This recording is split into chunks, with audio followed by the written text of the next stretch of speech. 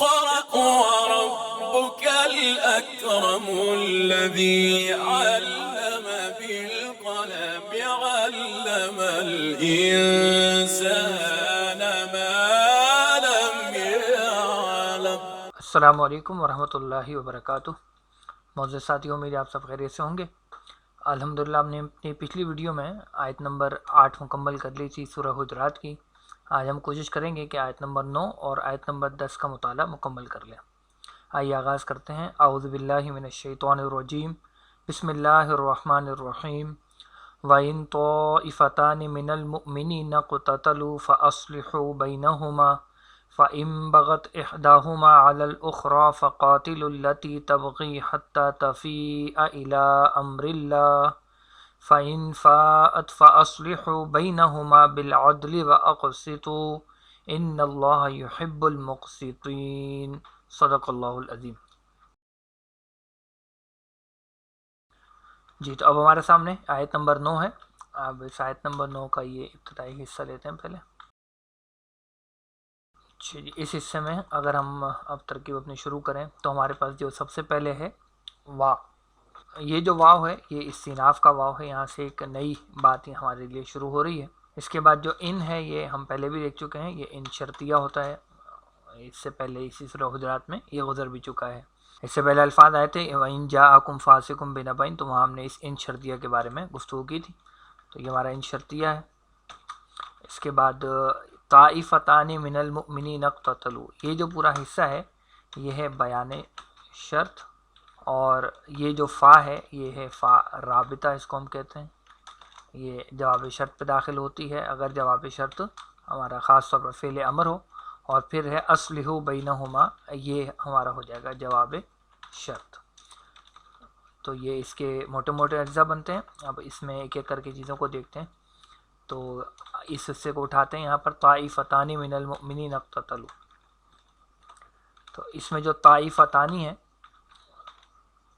یہ ہمارا مبتدا ہو جائے گا، اور یہ من المؤمنین جو ہے یہ طائفتان کی ایک وضاحت کہہ لیجیے، یا طائفتان کی صفت کے طور پر بھی لے سکتے ہیں، اور اس کو ہم متعلقہ خبر بھی لے سکتے ہیں مبتدا کے ساتھ۔ اب یہ خبر تو ہماری آگے آ رہی ہے، اور وہ خبر ہے اقتتلوا، اور یہ جو خبر ہے یہ ہمارا فعل ہے۔ اس فعل کو بھی ہم دیکھیں گے، اس کے اندر فعل بھی ہے اور فاعل بھی موجود ہے۔ اس میں اب پہلے جو لفظ ہمارے پاس طائفتانی ہے اس کو دیکھ لیتے ہیں۔ طائفتانی کا جو لفظ ہے اس کا بنیادی مادہ ہے طا، واو اور فا، اور یہ آتا ہے باب نصر سے، اور اس کا مصدر بنتا ہے توافن۔ اس کے بنیادی معنی ہوتے ہیں کسی کے گرد چکر لگانا یا گھیرنا کسی کو۔ چکر لگانے کے معنی میں یہ لفظ قرآن مجید میں آیا ہے، جیسے یطوف علیہم غلمان لہم، یہ آیت آپ کو نیچے نظر بھی آ رہی ہے، سورہ طور کے اندر یہ آیت ہے، یطوف علیہم غلمان لہم، یعنی چکر لگائیں گے ان پر ان کے جو خدمتگار لڑکے ہوں گے وہ۔ اچھا، اس سے پھر ہمارے پاس لفظ بنتا ہے طائفن۔ طائفن کا لفظ بنتا ہے، یہ اصل میں اسم الفاعل ہے، فاعل کے وزن پر۔ اس کا جو وزن ہے اگر آپ دیکھیں تو وہ ہے فاعل، تو اس فاعل میں اگر ہم مادہ ڈال دیں گے طا، واو اور فا، تو یہ بن جائے گا طاویفن۔ تو یہ طاویفن بنے گا، اور یہ قاعدہ یہ کہتا ہے کہ اگر الف کے بعد حرف علت آ جائے تو اس حرف علت وہ واو کا ہو یا یا کا ہو، اس کو ہم حمزہ میں تبدیل کر دیتا ہوں، تو اس سے یہ بن جاتا ہے طائفن۔ یہ جو لفظ طائفن بنتا ہے اس کے بنیادی معنی ہوتے ہیں چکر لگانے والا یا گھیرنے والا، یہ اس کے بڑے بنیادی معنی ہیں۔ البتہ اس بنیادی مفہوم کے ساتھ یہ 3 مختلف معنی میں استعمال ہوتا ہے۔ ایک اس کے معنی ہوتے ہیں طواف کرنے والا، جیسا کہ اللہ تعالیٰ نے حکم دیا حضرت ابراہیم اور حضرت اسماعیل علیہ السلام کو کہ ان طاہر بیتیہ للطائفین، تو یہ جو طائفین کا لفظ آپ کو نیچے نظر آ رہا ہے یہ اس میں طائفن ہی کی جمع ہے، طواف کرنے والے۔ دوسرا جو یہ لفظ استعمال ہوتا ہے وہ ہوتا ہے کسی آفت کے لیے، یعنی کوئی آفت جو انسانوں پر گھوم جائے، یعنی وہی چکر لگانے کے معنی میں. تو جیسے سورہ قلم میں یہ الفاظ آئے ہیں فطاف علیہا طائف من ربک وہم نائمون، اس طرح کے الفاظ وہاں پر آتے ہیں. یہ نیچے آپ کے سامنے الفاظ موجود ہیں. تو وہاں پہ طائف بمعنی آفت کے آیا. اور تیسرے اس کے معنی ہوتے ہیں ذہن میں گردش کرنے والا خیال، اور یہ پھر وسوسے کے معنوں میں استعمال ہوتا ہے. جیسے کہ لفظ استعمال ہوا آیت مبارکہ کے اندر کہ وَإِذَا مَسَّهُمْ طَائِفٌ مِّنَ الشَّيْطَانِ، تو طائف من الشیطان اصل میں وہ یعنی شیطان کی طرف سے کوئی وسوسہ یا شیطان کی طرف سے کوئی خیال جب انہیں چھو جاتا ہے تو وہ یاد کرتے ہیں اور پھر اللہ تعالیٰ ان کو بصیرت عطا کر دیتے ہیں، وہ دیکھنے والے ہو جاتے ہیں. اچھا، اس سے پھر یہ لفظ ہمارا بنا ہے طائفتن، اس سے لفظ بنا ہے ہمارا طائفتن، جو کہ اسی طائفن کی اصل میں مؤنث ہے. تو اس کے جو معنی ہوتے ہیں وہ ہوتے ہیں کسی بڑی جماعت کا چھوٹا گروہ. جیسے کہ یہ لفظ استعمال ہوا کہ ودت طائفۃ من اہل الکتاب، تو ودت طائفۃ من اہل الکتاب، اب اہل کتاب ایک بڑا گروہ ہے، ان میں سے ایک چھوٹا گروہ یہ چاہتا ہے، یعنی ایک بڑی جماعت میں سے چھوٹا گروہ، اس کے لیے یہ لفظ استعمال ہوتا ہے. اور پھر یہ آگے چل کے عموماً گروہ کے معنی میں یعنی چھوٹا ہو یا بڑا ہو اس کے لیے یہ لفظ استعمال ہونے لگ جاتا ہے. تو گروہ ہو گیا، فریق ہو گیا، اس معنی میں یہ لفظ پھر استعمال ہونے لگا. تو یہاں پر یہ مثنیٰ کا صیغہ ہے، یعنی مؤنث مثنیٰ حالت رفع میں یہ آ گیا ہمارے پاس طائفہ تانی. اور من المومنین میں اگر ہم دیکھیں اس کو، من ہمارا حرف جار ہے اور اس حرف جار کی وجہ سے جو مومنین ہے وہ ہمارا مجرور ہو گیا. اور مومنین اپنی جگہ پر خود اسم الفاعل ہے، اس کی تفصیل میں جانے کا بھی موقع نہیں ہے. تو اگر یہاں تک ہم دیکھیں تو طائفتان من المؤمنین یعنی مومنوں میں سے دو گروہ، مومنوں میں سے کوئی دو جماعتیں، کوئی دو فریق کیا کر بیٹھیں.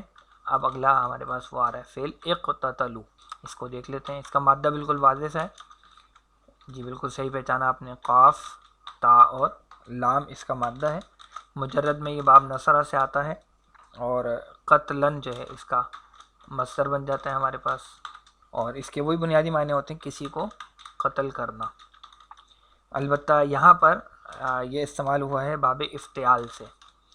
اقتتلوا میں آپ دیکھ رہے ہیں دو دو تا آ رہی ہیں، تو ایک تا اس میں باب افتعال کی ہے. اس کے معنی ہوتے ہیں اہتمام سے لڑنا یا آپس میں لڑنا، آپس میں لڑنا. اچھا، آگے میں آپ کو باب مفعلہ کا بھی بتا دوں کیونکہ اسی آیت میں یہی قاف تا لام آگے چل کے باب مفعلہ سے بھی استعمال ہونے والا ہے.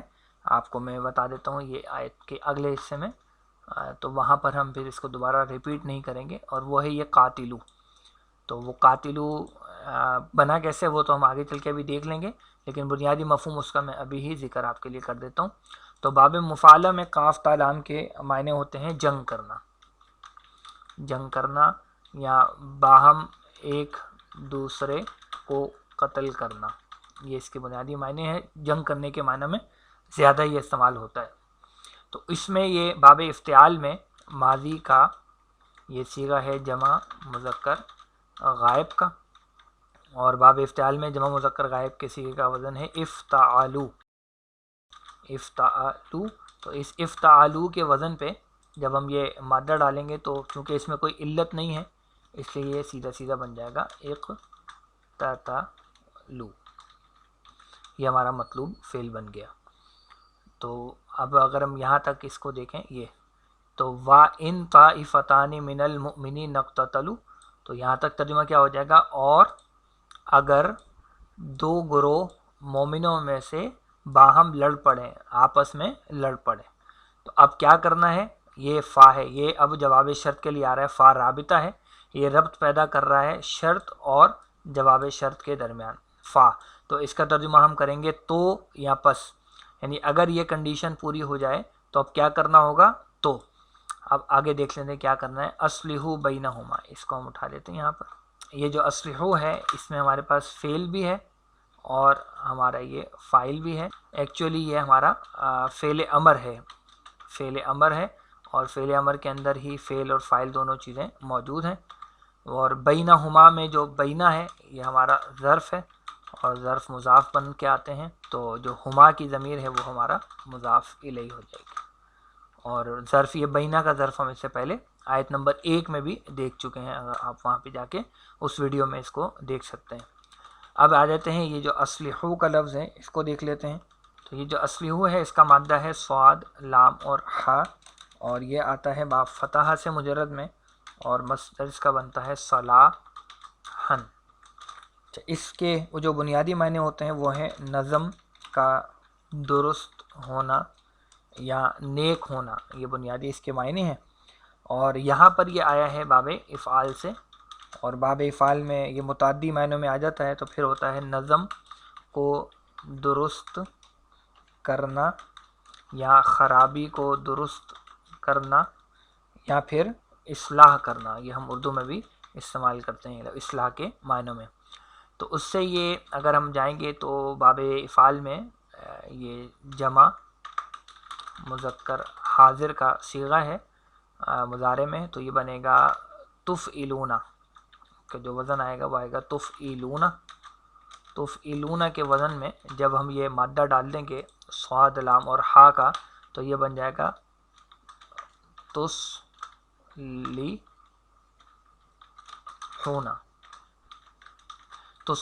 اب اس میں ہمیں کیا کرنا ہے، ہمیں فعل امر بنانا ہے، اور فعل امر بنانے کے لیے ہم کیا کرتے ہیں، ہم 2 تلواریں چلاتے ہیں.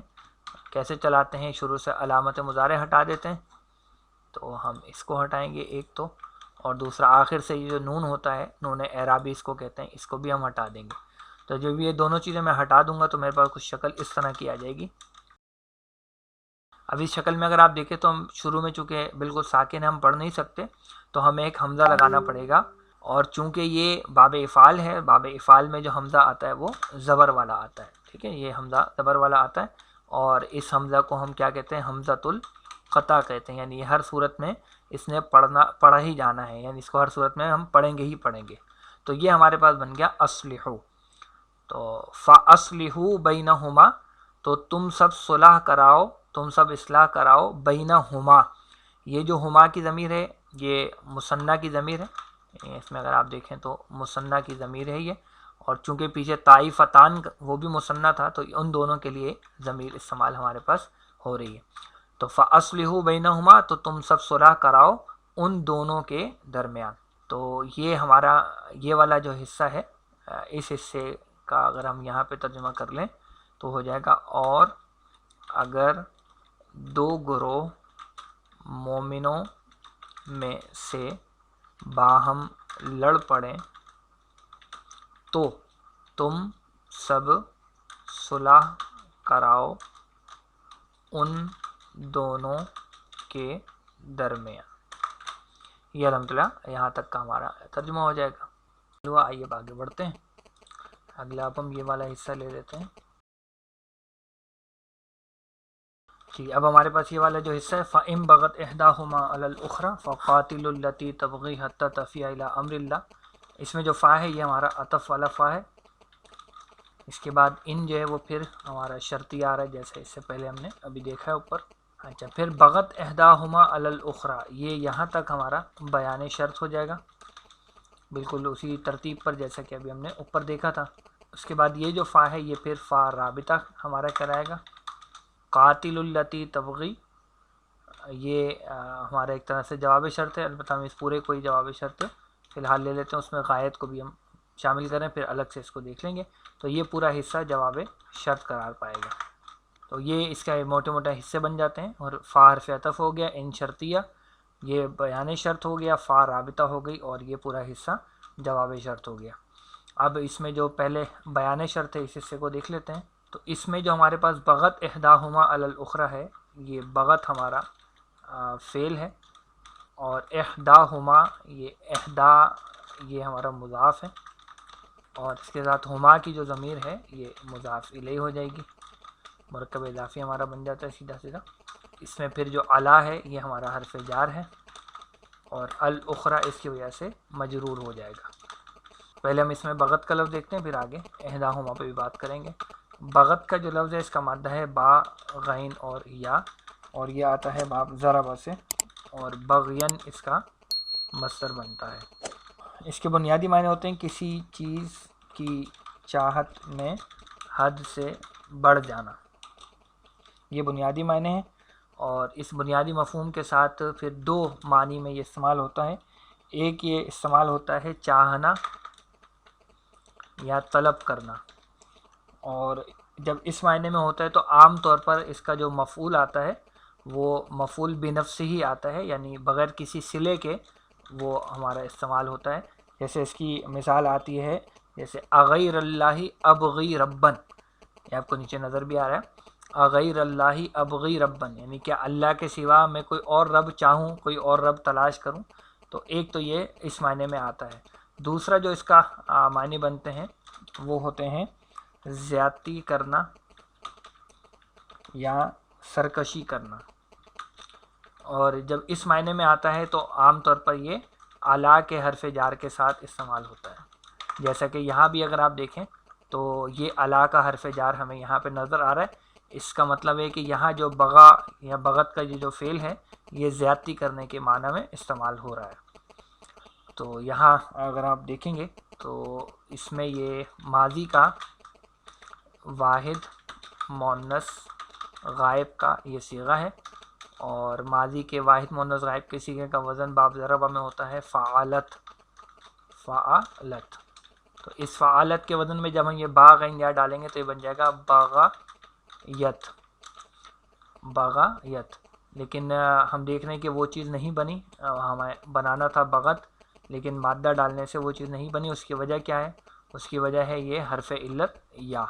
تو اس حرف علت یا کی نسبت سے اس مادے کا نام ہم کیا رکھ دیں گے؟ اس کا نام ہو جائے گا ناقص یائی۔ تو یہاں پر اب ہمیں ایک ناقص کا قاعدہ استعمال کرنا پڑے گا۔ آئیے چل کے دیکھتے ہیں ناقص کا کون سا قاعدہ ہم یہاں استعمال کرتے ہیں۔ جی تو اب آپ یہ دیکھ رہے ہیں آپ کے سامنے کتاب میں ناقص کے قواعد ہیں، اور صفحہ نمبر ہمارا 61 ہے بک کا۔ تو اس صفحے میں اگر ہم دیکھیں تو ہمارے پاس یہ دیکھیں قاعدہ نمبر 4 جو ہے وہ یہاں استعمال ہو رہا ہے۔ کیا کہہ رہا ہے یہ قاعدہ کہ حرف علت حذف ہو جائے گا اگر اس کے بعد والا حرف ساکن ہو اور اس سے ماقبل حرف پر فتحہ ہو، اور اس کی مثال یہی چوتھے صیغے ہی کی دی ہوئی ہے۔ ہمارا مادہ تھا دال عین واو، تو اس سے یہ بنا تھا دعوت۔ تو یہ قاعدہ کہہ رہا ہے کہ یہ حرف علت واو جو ہے، یہاں پر واو ہے ہمارے اس لفظ میں یا ہے، اس کے بعد والا حرف ساکن ہے اور پیچھے والے پہ زبر ہے، تو ایسی سچویشن میں ہم یہ حرف علت جو یہاں پہ واو ہے اس کو گرا دیں گے تو یہ بن جائے گا دعت۔ تو اب آئیے اس قاعدے کا اطلاق ہم چل کے اپنے سبق پہ کرتے ہیں۔ جی تو اب یہاں پر یہ جو یا ہے اس پر ہم وہ قاعدہ لگائیں گے، اور یہ یا ہماری یہاں سے ڈراپ ہو جائے گی، تو ڈراپ ہونے کے بعد یہ لفظ بن جائے گا بغت۔ یہ ہمارا آسان سا بغت بن گیا۔ اچھا سوال یہ ہے کہ یہ مؤنث کا صیغہ کیوں استعمال ہوا؟ اس کی وجہ یہ ہے کہ یہ جو احداہما ہے یہ ایکچولی اس کا فاعل ہے، وہ جو فعل آیا ہے بغت اس کا فاعل ہے یہ احداہما۔ تو احدا کا لفظ ہم دیکھ لیتے ہیں یہاں پہ۔ یہ احدا جو ہے یہ اس میں مؤنث ہے احدن کی، احدن کی مؤنث ہے احدا۔ تو احدن کی مؤنث ہو جاتی ہے احدا۔ تو جیسے قرآن مجید میں کئی جگہ پر احدہما بھی آیا ہے، یہ نیچے مثال بھی آپ کے سامنے آ جائے گی۔ تو احدہما یا احدہم کا لفظ بلکہ اگر آپ دیکھیں گے تو مل جاتا ہے۔ تو احدہم کا لفظ آیا تو وہ آتا ہے مذکر کے لیے، تو یہاں احدا جو آیا ہے وہ اس کی مؤنث آئی ہے، اور مؤنث کیوں آئی ہے؟ کیونکہ یہاں بات ہو رہی ہے طائفتانی کی۔ یہ اوپر آپ لفظ دیکھیں، اس کانٹیکس میں دیکھیں تو یہ جو طائفتانی ہے یہ مؤنث لفظ ہے، تو ان دو مؤنثوں میں سے کوئی ایک، تو احداہما ان دونوں میں سے کوئی ایک، تو یہ یہاں پر ہم مؤنث اس لیے لے کر آئیں۔ تو یہاں پر اگر ہم ترجمہ کریں تو کیا ہو جائے گا؟ فَإِن بَغَتْ إِحْدَاهُمَا، پھر اگر زیادتی کرے ان دونوں میں سے ایک، یعنی ان دونوں گروہوں میں سے ایک، کس پر زیادتی کرے؟ علی الاخری۔ یہ علی الاخری، اخری کو بھی دیکھ لیتے ہیں۔ جی یہ اخری جو ہے یہ ہمارے پاس لفظ ہے آخرو، آخرو لفظ ہے، اور اس کا یہ مؤنث بنتا ہے، اس کا مؤنث بن جاتا ہے اخرى۔ تو آخرو کے معنی ہوتے ہیں دوسرا، یعنی مذکر میں یہ دوسرا ہوتا ہے، یہ اس کے معنی بنتے ہیں، جبکہ اسی آخرو کی جو مؤنث ہے اخرى تو اس کے معنی ہو جاتے ہیں دوسری، دوسری۔ اور یہاں بھی مؤنث اس لیے استعمال ہوا کیونکہ بات گروہ کی ہو رہی ہے، اور گروہ طائفتن کا جو لفظ ہے وہ مؤنث ہے۔ تو آخرو دوسرا، جس کی مؤنث بن جاتی ہے اخرى۔ تو اب الاخرى یہاں پہ خاص دوسری کی بات ہو رہی ہے، یعنی دوسرا گروہ، یا آپ یوں بھی کہہ سکتے ہیں کہ الطائفۃ الاخرى۔ یہ بھی ہو سکتا ہے کہ آپ الاخرى کو جو ہے وہ صفت مان لیں اور اس سے پہلے الطائفۃ جو ہے اس کو یہاں پر معذوف مان لیں۔ میں لکھ دیتا ہوں یہاں پر، تو جی، تو اس کو ہم معذوف مانیں گے، یہ اصل ٹیکسٹ کا حصہ نہیں ہے، تو یہ اس طرح سے ہو جائے گا الطائفۃ الاخرى۔ تو طائفہ کا لفظ نہیں لکھا، اس کی صفت لائے گئے تو اس سے بات واضح ہو رہی ہے۔ تو یہاں تک اگر ہم دیکھیں تو ترجمہ کیا ہو جائے گا، پھر اگر زیادتی کرے ان دونوں میں سے ایک دوسرے پر، یعنی دوسرے گروہ پر، تو اب کیا کرنا ہے؟ اب وہ فا رابطہ آ رہا ہے جو کہ جواب شرط ہے، یعنی تو کے معنی میں آئے گا۔ تو کیا کرنا ہے؟ اب ہم اس جواب شرط کو اٹھا لیتے ہیں اور اس کا تھوڑا انالیسس کرتے ہیں۔ اس میں اب آپ دیکھیں گے تو ہمارے پاس قاتلو کا لفظ آ رہا ہے جو کہ ہمارا فعل امر ہے، اور اس فعل امر کے اندر ہمارا فاعل بھی موجود ہے۔ تو فعل اور فاعل یہ دونوں گویا اس کے اندر ہو گئے۔ کس سے جنگ کرنی ہے؟ التی تبغی، یہ التی ہمارا اسم موصولہ ہے، اور تبغی جو ہے وہ ہمارا فعل بھی ہے، اور اس کے اندر ہی ہمارا فاعل بھی پوشیدہ ہے۔ اچھا، یہ جو فعل اور فاعل اور یہ اسم موصولہ، یعنی اسم موصولہ اور یہ صلہ، یہ دونوں چیزیں مل کر ایکچولی ہمارا مفعول بن رہی ہیں قاتلو کا۔ چلیے ابھی پہلے ہم اس میں سے قاتلو کے لفظ کو دیکھ لیتے ہیں۔ تو قاتلو کا لفظ جو ہے واضح اس کا مادہ ہے قاف، تا اور لام، اور یہ تفصیل میں آپ کے لیے یہاں پر بیان کر چکا ہوں، اس لیے میں دوبارہ نہیں کر رہا۔ یہ یہاں پر اسی آیت میں ابھی ہم نے دیکھا تھا، یہ رہا۔ تو اس سے پہلے یہ باب افتعال سے آیا تھا اقتتلوا، اب یہ باب مفاعلہ سے استعمال ہو رہا ہے۔ تو یہ باب مفاعلہ میں ہم دیکھ لیتے ہیں کیا بن رہا ہے۔ باب مفاعلہ میں یہ ہمارا فعل امر ہے، جمع مذکر حاضر کے صیغے کا۔ باب مفاعلہ میں جمع مذکر حاضر کا وزن ہوتا ہے تفاعلون۔ جی، تو اب تفاعلون کے وزن پہ جب مادہ ڈالیں گے قاف تا لام تو یہ بن جائے گا تقاتلون۔ اور فعل امر بنانے کے لیے وہی بات ہے کہ دو ہمیں تلواریں چلانی پڑیں گی، ایک طرف علامت مضارع ہٹائیں گے، آخر سے نون ہٹائیں گے، تو جب یہ ہٹ جائے گا تو یہ بن جائے گا قاتلو۔ اور شروع میں چونکہ ساکن وغیرہ نہیں ہے، اس لیے ہمیں شروع میں کوئی حمزۃ الوصل یا کوئی اور شے لگانے کی ضرورت نہیں پڑی، اور آخر سے نون ہم نے ہٹا دیا، تو قاتلو یہ ہمارا فعل امر بن گیا۔ اور معنی اس کے جنگ کرنے کے ہوا کرتے ہیں، جیسا کہ یہاں پر آپ کو میں نے بھی بتایا تھا، جنگ کرنا یا باہم ایک دوسرے کو قتل کرنا۔ تو جنگ کرنے کے معنی میں یہ آیا ہے، تو فقاتلو، تو تم سب جنگ کرو۔ کس سے جنگ کرنی ہے؟ التی تبغی، التی اس میں موصولہ ہے، وہ جو یا جو کہ، یہ اس کے معنی ہوتے ہیں۔ تبغی کا جو فعل ہے، آئیے اس کو دیکھتے ہیں۔ تبغی کے فعل کا مادہ وہی ہے جو ابھی ہم نے بغت کا دیکھا تھا، وہی یہ اسی تفصیل آ گئی۔ البتہ یہاں پہ اب یہ جو تبغی ہے یہ استعمال ہوا ہے مضارع کا واحد، مؤنث اور غائب کا صیغہ۔ اب مضارع میں باب ضربہ میں اس صیغے کا وزن ہے تفعیلو۔ تفعیلو کے وزن پہ جب ہم مادہ ڈالیں گے تو یہ بن جائے گا تبغیو۔ اب اس میں آپ دیکھیں گے تو ہمارے پاس پھر وہی چیز نہیں بن رہی جو کہ بننی چاہیے تھی۔ تو یہاں ایک مشہور قاعدہ ہے جو ہم پہلے بھی کئی مرتبہ استعمال کر چکے ہیں کہ یا پیش والی ہو اور اس سے پیچھے اگر زیر ہو تو ہم اس یا کو ساکن کر دیتے ہیں، وہ زیر اپنی جگہ پیچھے ویسی رہتی ہے اور یا جو ہے وہ ساکن ہو جاتی ہے، اور یہ قاعدہ بہت سی جگہوں پر استعمال ہوتا ہے۔ آپ کتاب میں جا کر ناقصی کے قواعد میں اس قاعدے کو دیکھ بھی سکتے ہیں، بلکہ میں یہاں آپ کے لیے لگا بھی دیتا ہوں۔ تو آپ یہ دیکھیں، آپ کی اسکرین پر یہ قاعدہ میں نے لگا دیا ہے۔ تو اس قاعدے کو ہم استعمال کرتے ہیں تو یہ ہمارا بن جاتا ہے تبغیو سے تبغی، یہ ساکن ہو جاتا ہے، اور یہی ہمارا مطلوب فعل تھا جو کہ بن گیا تبغی۔ تو جو زیادتی کر رہی ہے، یعنی یا جو گروہ زیادتی کر رہا ہے، تو فقاتل التی تبغی، تو تم سب جنگ کرو اس سے جو زیادتی کر رہا ہے، یا اس جماعت سے جو زیادتی کر رہی ہے، یہ اس طرح سے ہو جائے گا. اور التی تبغی یہ مفعول بن جائے گا، یعنی ان سے جنگ کرنی ہے. اب آ جائیے اس پر کہ یہ حتی تفیہ الی امر اللہ، اس کا کیا ترجمہ ہم کریں گے. یعنی اب یہ جنگ کب تک جاری رہے گی، یہ حتی جو ہے یہ اس کی غایت کو بتانے کے لیے استعمال ہو رہا ہے، ٹھیک ہے نا. یہ ہمارے لیے انتہائی غایت، یہ ویسے تو حرف جار ہے، اور حرف جار جو ہیں وہ فعل پر آتے نہیں ہیں، اس لیے اس حرف جار کے بعد جو ہے ہم یہاں پر ایک ان جو ہے وہ معذوف مانتے ہیں، یعنی حتی ان تفیع. اور اس ان نے کیا اثر دکھایا میں آپ کو بھی بتاتا ہوں. فی الحال اس حرف جار پر رہیں تو اس حرف جار کو ہم حرف غایت بھی کہتے ہیں، یعنی یہ کسی شے کی انتہا کو بتانے کے لیے آتا ہے. انتہائی مدت کو بیان کرنے کے لیے یہ لفظ استعمال ہوتا ہے. تو بنیادی طور پر حرف جار ہے، مفہوم کے اعتبار سے حرف غایت ہے جو انتہائی مدت کو ظاہر کرنے کے لیے استعمال ہوتا ہے.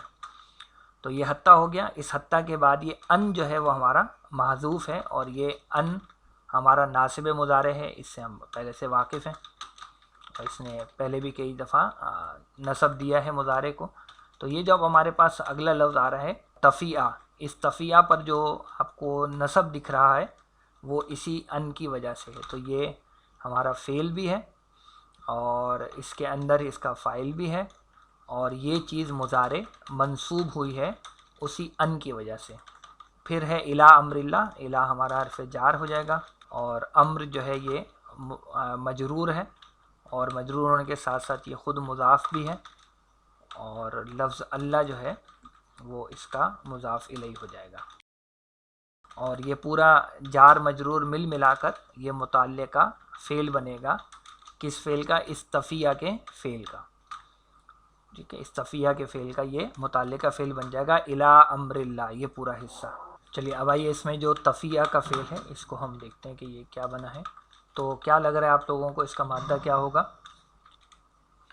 جی، اس کا مادہ ہے فا، یا اور حمزہ، اور یہ مادہ باب ضربہ سے آتا ہے، اور فی ان جو ہے وہ اس کا مصدر بن جاتا ہے. اس کے معنی ہوتے ہیں بنیادی طور پر واپس ہونا یا لوٹنا، واپس ہونا یا لوٹنا. تو اس سے یہ مضارع کا واحد مؤنث غائب ہی کا صیغہ بنا ہے، وہی صیغہ جو بھی ہم نے یہاں پر بنایا تھا.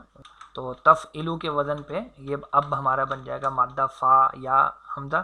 تو یہ بنے گا تفعیعو. اچھا، یہاں اگر آپ اب دیکھیں تو ہمارے پاس جو قاعدہ اب لگ رہا ہے تو اس کے حساب سے جو حرف علت یا ہے اس سے پہلے والا حرف ساکن ہے. تو حرف علت کی جانب ساری مشہور اور معروف ہے، لہذا کیا ہوگا کہ یہ جو یا ہے یہ اپنی حرکت پیچھے دے دے گا، کیونکہ اس مادے کا نام کیا ہوگا؟ اجوف یائی.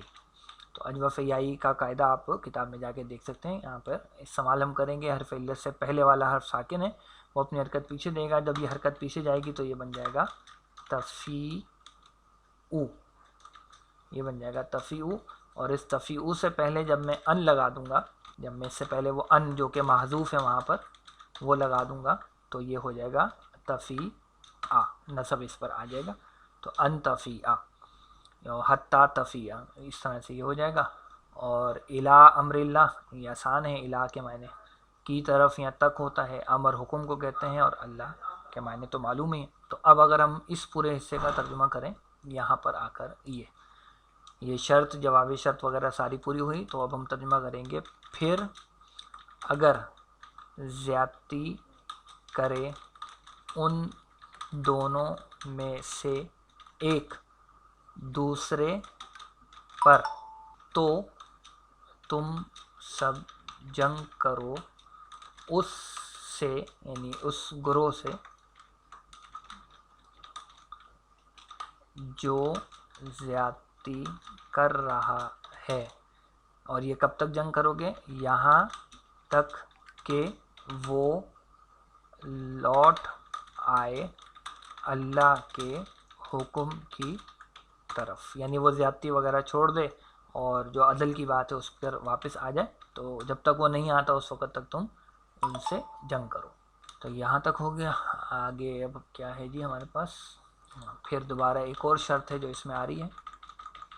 اب جو حصہ ہمارے پاس ہے اس میں یہ جو فا ہے ہمارا، یہ فا پھر عطف کا آ گیا، اس کے معنی پھر کے ہو جائیں گے، یہ عطف کا ہو گیا، ان ہمارے پاس پھر شرطیہ آ گیا، پھر ہمارے پاس فاعت، یہ جو ہے یہ بیان شرط ہے، ایک ہی فعل کے اندر پوری بیان شرط آ گئی ہے، اور اس بیان شرط کے پورا ہونے پر کیا ہوگا، یہ فا رابطہ ہو جائے گی، اور اصلحوا بینہما بالعدل واقسطوا، یہ پورا جو ہے وہ جواب شرط ہو جائے گا۔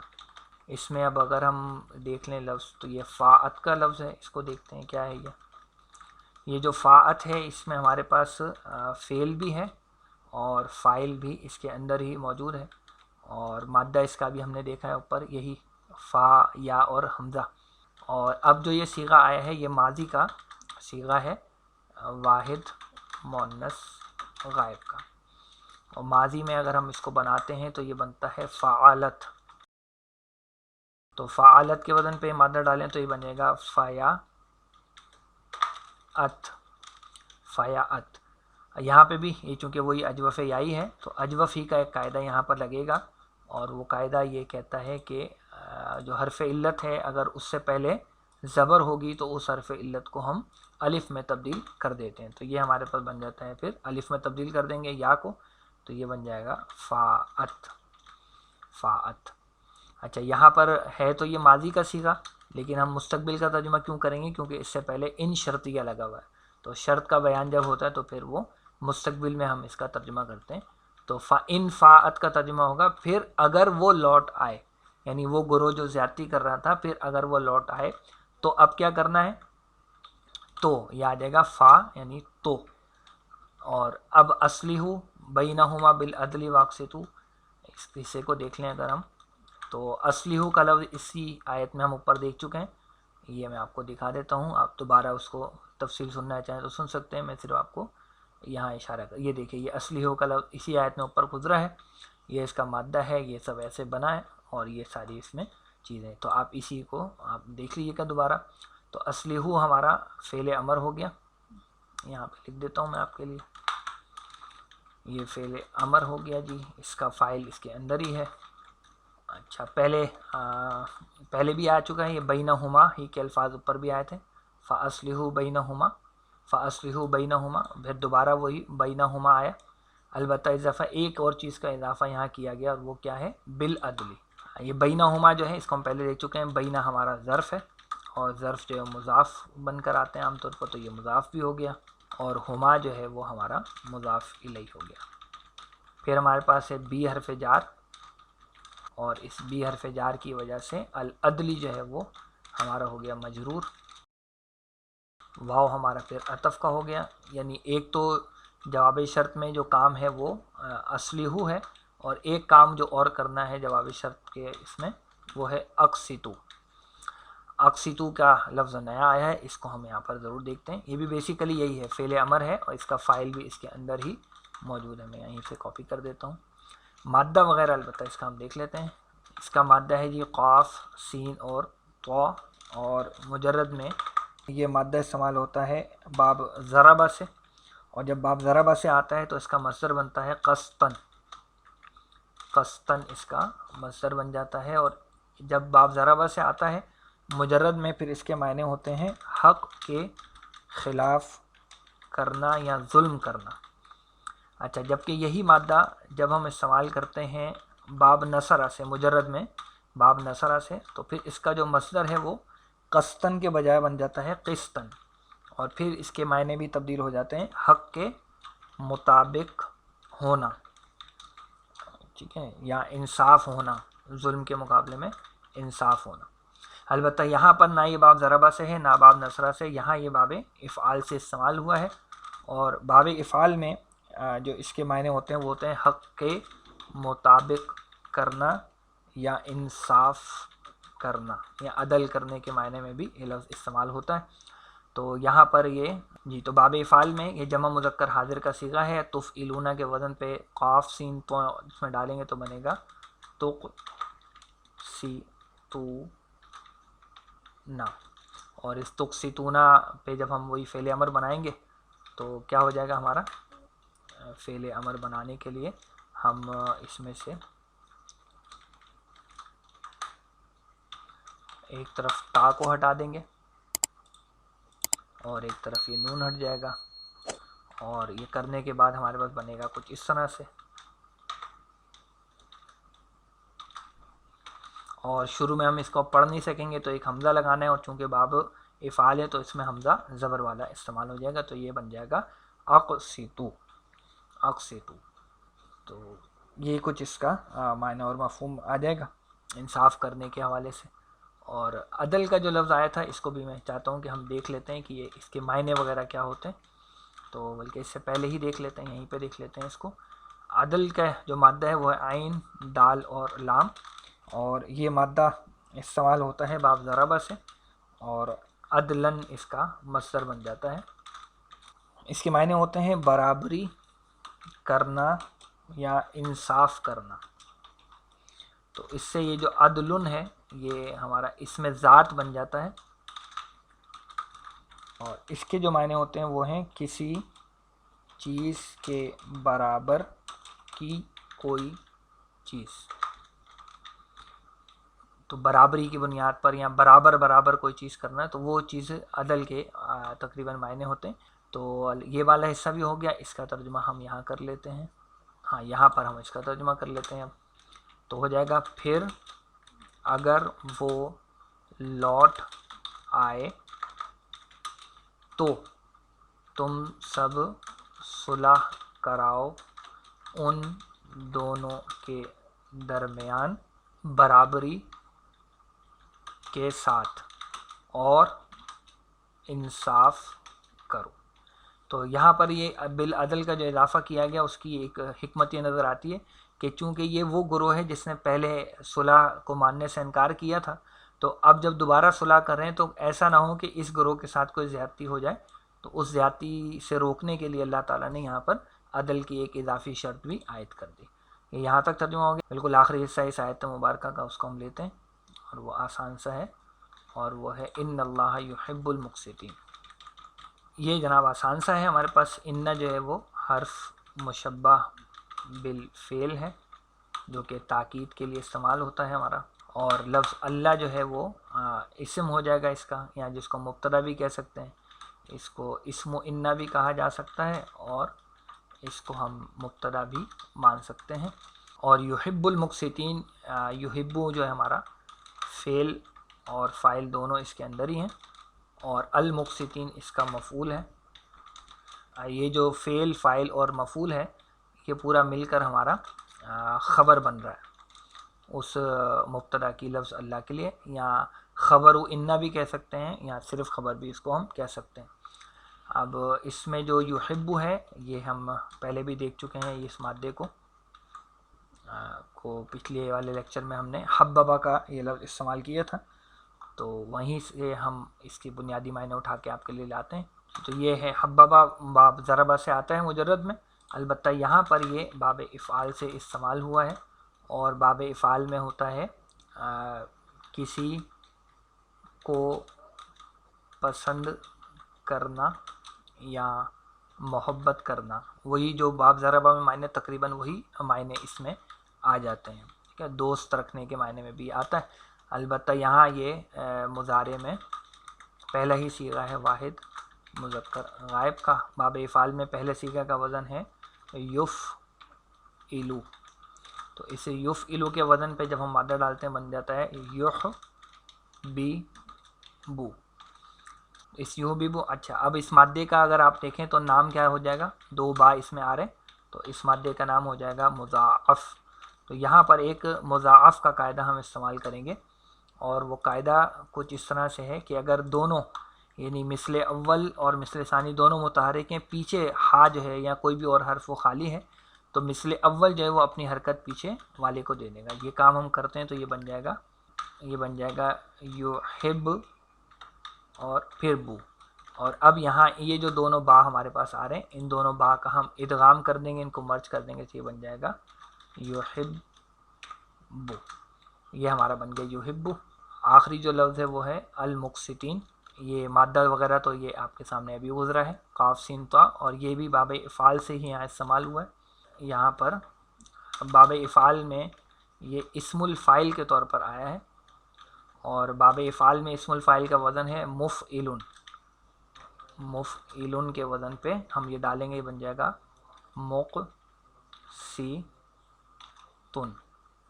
اور اس مقسطن کی جب ہم گردان کریں گے تو گردان کرتے کرتے جب ہم پہنچیں گے جمع مذکر حالت نصب میں تو یہ لفظ بنے گا ہمارا مقسطین، مقسطینہ، اور ال لگا دیں گے تو المقسطین وہ ہو جائے گا۔ اور نصب میں یہ کیوں آیا ہے یہاں پر آپ کے لیے وجہ لکھی ہوئی ہے، کیونکہ یہ مفعول ہے، اس لیے ہم نے یہاں اس کو حالت نصب میں استعمال کیا۔ اس حصے کا اگر ہم ترجمہ کریں تو ہو جائے گا بے شک اللہ محبت کرتا ہے انصاف کرنے والوں سے۔ یہاں وہ کرنے والے کا مفہوم آئے گا کیونکہ یہ اسم الفاعل بن رہا ہے۔ تو یہ الحمدللہ آیت پوری ہوئی، اس کا مکمل ایک جگہ پہ ترجمہ جمع کر لیتے ہیں چل کے۔ تو یہ بن جائے گا اور اگر دو جماعتیں مومنوں میں سے باہم لڑ پڑیں تو تم سب صلح کراؤ ان دونوں کے درمیان، پھر اگر زیادتی کرے ان میں سے ایک دوسرے پر تو تم سب جنگ کرو اس گروہ سے جو زیادتی کر رہا ہے یہاں تک کہ وہ لوٹ آئے اللہ کے حکم کی طرف، پھر اگر وہ لوٹ آئے تو تم سب صلح کراؤ ان دونوں کے درمیان عدل کے ساتھ اور انصاف کرو، بے شک اللہ انصاف کرنے والوں کو پسند کرتا ہے۔ جی تو یہ الحمدللہ ہمارا اس آیت مبارکہ کا ترجمہ ہو گیا۔ چلیے آئیے اب ہم آیت نمبر 10 کی طرف بڑھتے ہیں۔ جی آیت نمبر 10 میں جب ہم آتے ہیں تو ہمارے پاس سب سے پہلے یہ ہم لے لیتے ہیں انما المؤمنون اخوۃ، یہ ہمارے پاس بیسیکلی جملہ اسمیہ بنے گا۔ اس میں انما جو ہے یہ ہمارا کلمہ حصر کہلائے گا، اور المؤمنون جو ہے یہ مبتدا ہو جائے گا، اور اخوۃ اس کی خبر ہو جائے گی۔ تو یہ سادہ سا جملہ اسمیہ ہمارے پاس بن جائے گا، حصر کا اسلوب اس کے اندر نظر آئے گا ہمیں۔ اچھا یہ جو انما ہے اس کے معنی ہوا کرتے ہیں کچھ نہیں سوائے اس کے کہ، یہ ترجمہ بھی ہوتا ہے، اور بعض جگہ اس کا ترجمہ کیا جاتا ہے حقیقت تو یہ ہے کہ، جو آگے اب بات بیان ہو رہی ہے۔ پھر مبتدا ہمارا المومنون ہے، یہ ہمارا وہ ہے اسم الفاعل ہے، باب افعال سے حمزہ میم نون۔ اخوتن جو ہے یہ ہمارے پاس جمع ہے اخن کی، اخن ہوتا ہے واحد لفظ اور اس کی یہ جمع ہے اخوتن۔ اس کی دو جمع استعمال ہوتی ہیں، ایک اخوانن بھی استعمال ہوتی ہے اور اخوتن بھی استعمال ہوتی ہے، اخوتن اور اخوانن یہ دونوں اس کی جمع ہیں۔ اور یہاں چونکہ ہمارا مبتدا یہ مومنون جمع ہے تو اس لیے جمع ہی میں خبر بھی استعمال ہوئی ہے، تو اس کا ہم اگر ترجمہ کریں گے تو ہو جائے گا حقیقت تو یہ ہے کہ مومنین بھائی ہیں، اور اسی کا عام طور پہ ترجمہ ہوتا ہے کہ آپس میں بھائی ہیں، لیکن لفظی اعتبار سے یہ ترجمہ اس کا ہو جائے گا۔ تو اب آگے کیا ہو رہا ہے کہ جب ایک حقیقت بیان کی گئی ہے تو پھر اب کیا ہونا چاہیے وہ اب آگے ہم اس کو دیکھ لیتے ہیں۔ فَأَصْلِحُوا بَيْنَ أَخَوَيْكُمْ، تو یہ جو فا ہے یہ ہمارا عطف کا ہو جائے گا، پس کا ترجمہ ہوگا اصلحوا، یہ ہم ابھی پچھلی آیت میں 2 دفعہ دیکھ کر آئے ہیں اس کو۔ اصلحوا جو ہے ہمارا فعل امر ہے اور اس کا فاعل بھی اس کے اندر ہی موجود ہے۔ اچھا بینہ یہ ہمارا ظرف ہے، اس سے پہلے بھی آیا ہے اور یہ مضاف بن گیا، اور اخوی یہ اخن جو آیا ہے اسی کا تثنیہ کا صیغہ ہے اور یہ ہمارا مضاف الیہ ہے، اور خود آگے پھر دوبارہ مضاف بھی بن رہا ہے، یہ آنے والی جو ضمیر ہے کم اس کے لیے۔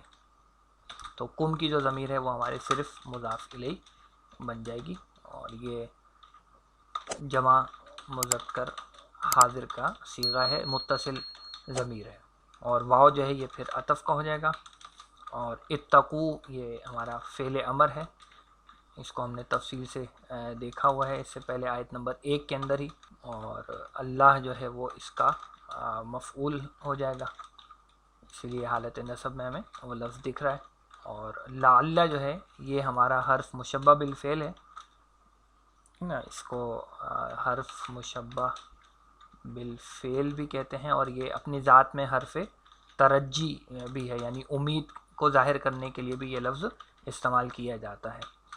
اور یہ جو حروف مشبہ بالفعل ہوتے ہیں ان کے ساتھ معاملہ یہ ہوتا ہے کہ یہ براہ راست فعل پر نہیں آ سکتے، اسی لیے ان کے اور فعل کے درمیان میں کوئی ضمیر یا اسم ہونا ضروری ہے۔ تو یہ جو کم کی ضمیر ہے یہ ہماری متصلہ ضمیر ہو جائے گی، جمع مذکر، اور حالت نصب میں ہم اس کو کہیں گے کیونکہ جو لعل کا لفظ ہے وہ حرف مشبہ بالفعل ہے، اور حرف مشبہ بالفعل اپنے بعد آنے والے اسم یا ضمیر کو نصب دیتے ہیں، اور ترحمون جو ہے یہ ہمارا فعل ہے، اور بلکہ اور ایگزیکٹلی کہیں تو یہ فعل مضارع مجہول کا یہ صیغہ ہے، اور اس کا نائب الفاعل اس کے اندر ہی موجود ہے۔